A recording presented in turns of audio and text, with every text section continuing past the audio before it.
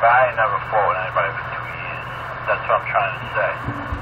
I mean, when we used to hang out on the radio, we got into a beef, whoever.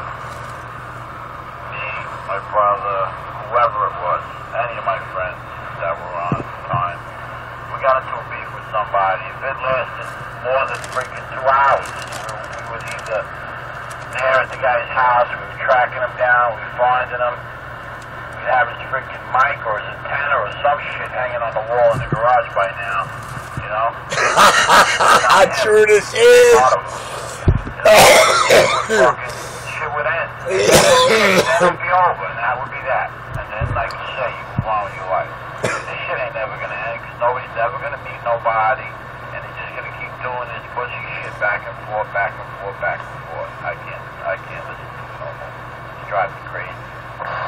Back then it was their mic on the shelf, their coax or their antenna part hanging on the wall. Today it's the video gate up in their face. You know, there used to be a bunch of us out here. We had a beef, yo, we find them. We find them, that's our business. That's it. You know, but I don't know.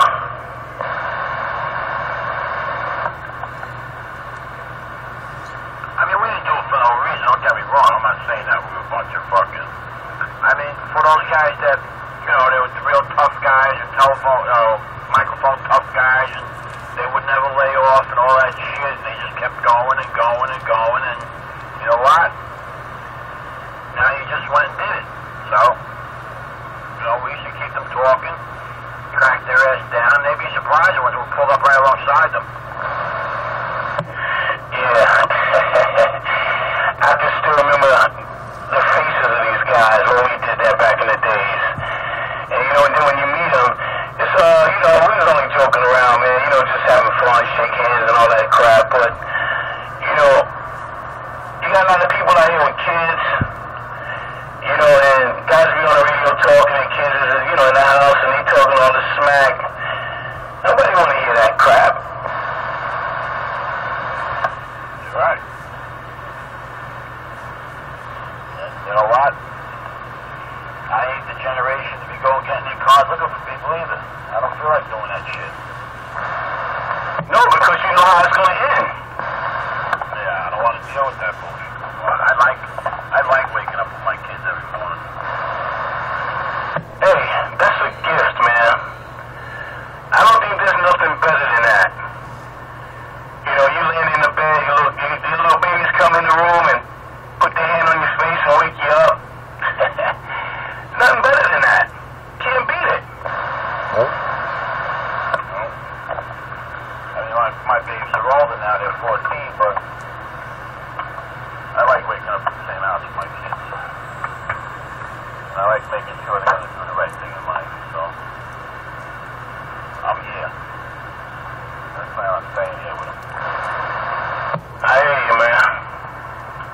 That's what's up. That's what real men do. They don't got time for BS. They handle their business and get on with their life. Yep. But, you know, some people got their radio for different things. They use them how they want it. You can't tell somebody how to use their radio. They're cheerleaders! So it is what it is. But yeah, getting back to your antenna. How old are your patch cords? How old are they? Some of them are old. But I have them in my container, that steel container, you know? I tell you what, man, I put stuff in that container, it comes out like the same day I put it in there, I swear to God. You know? That container is almost airtight. You know, the coax, I told you I had that Roller 9913. I put the, you know, the last time I cut it, I put that red cap and stuff back on it. But when I cut a little bit away from it, that shit was, there was no oxidation on it whatsoever. It was like brand new wire. You know, but anyway, my coaxes are back from when I was, you know, when I used it last. I packed everything up in the boxes, I took it apart, packed everything up in boxes, and styrofoam and whatever other packings I used, and I put it all in the trailer, you know? So that trailer, man, you take stuff out of that trailer, it smells, there's no mildew, smell. It smells just like the day you put it in there. You got one of those trailers, you know what I'm talking about. Yeah, you're right. Nothing's gonna survive in there in the summer either. I guarantee it, man. I go in that thing, man, in the summertime, man. I feel like I'm gonna die in there. Yeah, you're right. It's airtight. It's definitely airtight. Well, let me ask you a quick question. The coax you're using now, do you have like extra laying on the floor? Yeah, I do. The coax I'm using now is the older coax that I used to use from my beans that was actually laying out in the weather, because the new shit that I used from the 9913, that roll that I had, I made myself up a brand new passport, and I couldn't figure out why my SWRs wouldn't go down. I said, let me change this. Maybe I messed up. Let me change the coax. I changed the coax. Same shit. So the new coax gave me the same exact, or actually the old coax gave me the same exact SWR reading as the new coax did. So I just didn't get a chance to switch it back yet, put the new one back on. But yeah, I do have some extra coax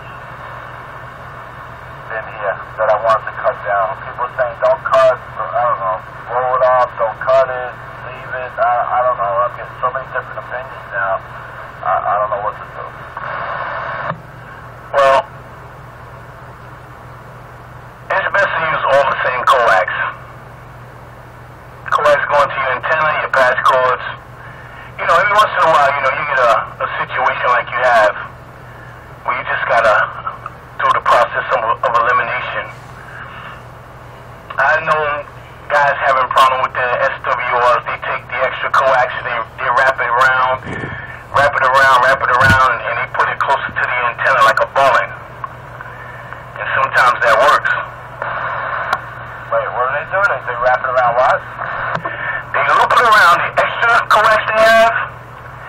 They wrap it around. They make a couple circles.